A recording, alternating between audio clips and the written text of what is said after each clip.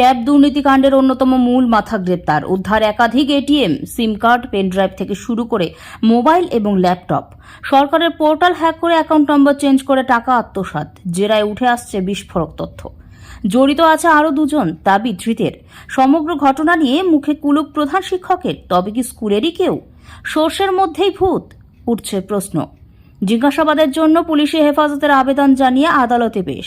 মালদা জেলার ট্যাব দুর্নীতিকাণ্ড সাড়া ফেলে দিয়েছে গোটা রাজ্য জুড়ে।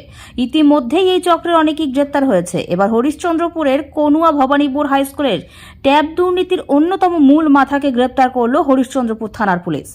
ইসলামপুর থানার পুলিশের সহযোগিতায় গ্রেপ্তার অভিযুক্ত। ধৃতের নাম মোহাম্মদ মোবারক হোসেন। বাড়ি উত্তর দিনাজপুরের ইসলামপুর থানা এলাকায়। ধৃতের কাছ থেকে উদ্ধার হয়েছে 95টি সিম কার্ড, 65টি এটিএম, বেশ কয়েকটি পেনড্রাইভ, 2টি মোবাইল এবং একটি ল্যাপটপ। উদ্ধার হওয়া জিনিসপত্র বাজেয়াপ্ত করেছে পুলিশ। মূলত মালদা জেলার যে 3টি স্কুলে ট্যাব দুর্নীতি সামনে এসেছিল তার মধ্যে কনুয়া ভবানীপুর হাই স্কুল। এখানে 35 জন পড়ুয়ার ট্যাবের টাকা ঢুকে যায় অন্য অ্যাকাউন্টে। এই ঘটনা সামনে আসতেই এলাকায় চাঞ্চল্য ছড়ায়। স্থানীয় এবং অভিভাবকেরা প্রধান শিক্ষক রাজা চৌধুরীর বিরুদ্ধে ব্যাপক ক্ষোভ প্রকাশ করেন। যদিও সে সময় প্রধান শিক্ষক ক্লার্কের ওপর দায় চাপিয়েছিলেন। শুরু হয় সমগ্র ঘটনার তদন্ত। হরিশ্চন্দ্রপুর থানার সাব ইন্সপেক্টর অজয় সিং, যিনি সাইবার বিভাগের কাজ করার অভিজ্ঞতা প্রাপ্ত, তিনি তদন্তের দায়িত্বভার পান। তদন্তে নেমে সামনে আসে বেশ কিছু তথ্য।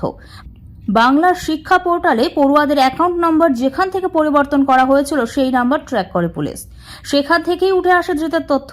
তারপর উত্তর দিনাজপুরের ইসলামপুর থানার পুলিশের সহযোগিতায় অভিযুক্তকে গ্রেপ্তার করে হরিশ্চন্দ্রপুর থানার পুলিশ। এই ঘটনায় আরও কারা জড়িত আছে, জাল কতদূর পর্যন্ত বিস্তৃত, সমস্ত রহস্যের কিনারার জন্য জিজ্ঞাসাবাদের স্বার্থে অভিযুক্ত ব্যক্তিকে 7 দিনের পুলিশি হেফাজতের আবেদন জানিয়ে চাঁচল মহকুমা আদালতে পেশ করে হরিশ্চন্দ্রপুর থানার পুলিশ। এদিকে প্রধান শিক্ষক রাজা চৌধুরী ক্যামেরার সামনে কোনো মন্তব্য করতে চাননি। বলছি, ট্যাব কেলেঙ্কারিতে গ্রেপ্তার হয়েছে, আর কারা কারা জড়িত আছে? আমাকে না, একটা ছেলে আমাকে ফাঁসানো হয়েছে, আমাকে ফাঁসিয়ে দিয়েছে, চালকিয়েছে। আমি একটা স্টুডেন্ট, আমিও স্টুডেন্ট। ইসলামপুর। আর কজন জড়িত আছে? আর কজন আছে তোমাদের?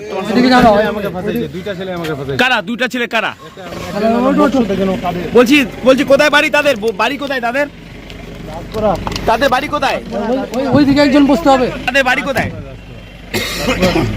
দাসপুরা।